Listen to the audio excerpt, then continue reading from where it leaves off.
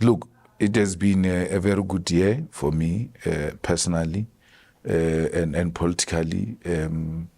There this and that. The outcome of East London didn't bother me. Sometimes I even forget about it, only to remember it when someone asks me about it, because it has never been an issue for me. Reason being that the law was not used to arrive at the decision of the court. It was an emotional decision, but also a political punishment, not for what I was tried for, maybe for the views I've expressed somewhere, somehow.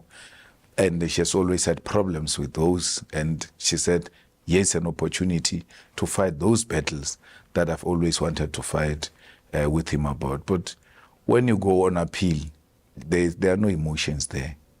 Her judgment has to speak the law. And in the absence of the law, it will not stand the test of time. So you will know, Mzilikazi, that when you are charged with a firearm and you are found guilty of having used this firearm to commit crime, that firearm is seized to the state once you are found guilty. The firearm in question has been released. The firearm that I'm told I fired has been released to the owner. So if it has committed crime, why is it released to the owner? Because the state must take it. And what was funny about it, again, is that a day before she passed judgment, the prosecutor called the lawyer of accused number 2 that tomorrow you must come and fetch your firearm before the judgment was made.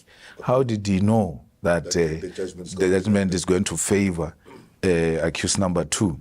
So I'm going to be sentenced for firing a firearm which is not in the custody of the state. Because when you sentence me, the state should be in a position of the weapon that was used to commit crime. That has been released to the owner. So there are two visions in a criminal case. There was that firearm which they brought and said, this is the firearm I fired. They are now removing it and gave it to the owner, so it's gone. The only firearm that is left before the court is the one I gave them, which was a toy gun, and I'm going to be sentenced on that toy gun. So also now it brings me to, although I wanted to discuss this further, it brings me to, you have always said that this case was not a criminal case. Mm-hmm. Now we see your co-accused, your bodyguard, Adrian Snyman, being left off the hook with all the charges. But you, what do you make of that? It confirms exactly what I've been saying. It is not a criminal trial. It's a position to prove a point you have always wanted to prove. That one day, if he falls into my hands, I'll teach him a lesson. That's what I'm saying. Adrian, according to the charges, he handed over the firearm to me. Now you come and say, Adrian did not hand over the firearm to him. Who did that? Which firearm did he shoot? Because once you remove Adrian and you remove the firearm, then we have to now look at the firearm he fired.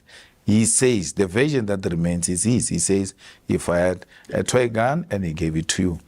Purely a racist emotional judgment inspired by AfriForum.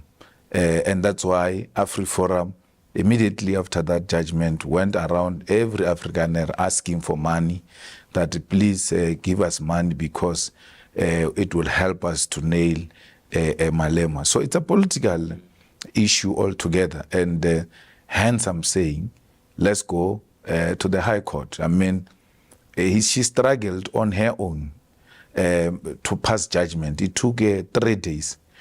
On the second day, she was almost like fainting.